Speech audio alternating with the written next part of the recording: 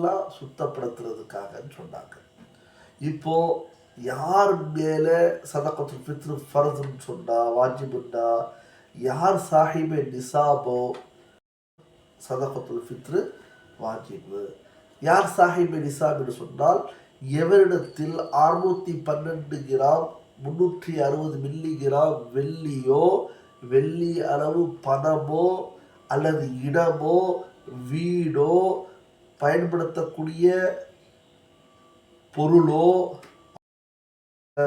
எப்போவாது பயன்படுத்துகிற பொருள், காஸ்ட்லியான கார் வச்சுருக்கோம், இல்லை நார்மலான காரே இதில் வந்துடும். பெரும்பாலும் பயன்படுத்துகிற பொருள்னு கிடையாது. ஆனால் இது பெரும்பாலும் இதுக்கு வருஷம் ஆகணும்னு அவசியம் இல்லை, ஒரு வருடம் ஆக வேண்டும்ல அவசியம் இல்லை. யார் சார்பாக கொடுப்பாரு?